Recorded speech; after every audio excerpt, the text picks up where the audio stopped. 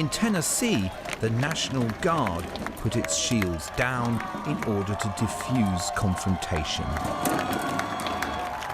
And the crowd showed its appreciation. The president, though, has told governors to toughen up. And last night, outside the White House, that approach was very much in evidence. I think the most striking part to most Americans last night and this morning is that you had what appeared to be those police, whomever it may have been, really attacked those who were peaceful protesters. And that's not going over very well with the American people last night or this morning. But you got to be very, very careful not to over-militarize this civil unrest and this entire unrest going on in this country and now beginning to go on around the globe, because that's not going to make it any better. Last night, the president threatened to use regular troops to deal with disorder if governors wouldn't do it, and overnight there were signs that the military were preparing to do so. And while many Americans express horror at the idea, he has, in the Insurrection Act of 1807, the power to do it. There is both legal and practical precedent for doing this. If the president determines that there is a need to send federal troops to deal with disorder that is somehow threatening the functioning of federal law or federal rights, then he does not need the governor's request. And so I think it sounds to me, and it would be consistent with this president's way of handling things, that he is planning on being ready to send federal forces to certain places if he is not happy with the way the state and local governments are handling it. Newark, New Jersey became a city of race riots, violence, looting and hate. America's post-war history is littered with examples of the National Guard being used to police disorder. In places like Newark, where they were sent to quell riots in 1967 and killed dozens.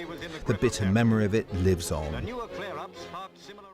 After the acquittal of 4 policemen for beating Rodney King in 1992, the military was sent into Los Angeles. That's the last time a president used the Insurrection Act. Now the Democratic contender for that office believes de-escalation is key. I ask every American, I mean this from the bottom of my heart, I ask every American, look at where we are now and think anew. Is this who we are? Is this who we want to be? Is this what we want to pass on to our children and our grandchildren? In many cities, like New York last night, peaceful protests have been exploited by extremists and looters to move in.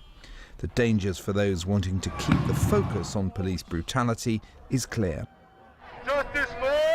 But just as looters and anarchists perennially emerge to take advantage, so the simple answers of promising police reforms or new tactics have a familiar feel.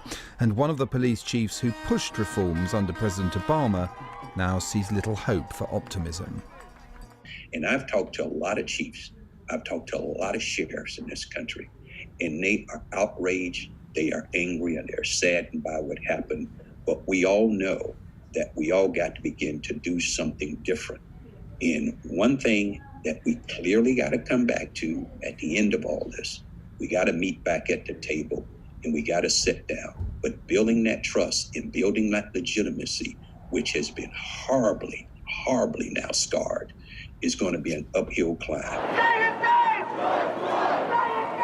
Today, military police were deployed in Lafayette Square, scene of last night's disturbances. Regular troops now protecting the White House. Inside the military, there's unease about getting drawn in. Technically, so military police technically have some training and experience in these things, but in practice, it's very, very low on their priorities, and they don't do a lot of training or have a lot of experience with these things. And other forces, aside from military police, have basically no training or experience with these kinds of operations, and they're very uncomfortable with them. The Department of Defense really does not like doing these kinds of operations. The president's strategy is underwritten by the threat of overwhelming force.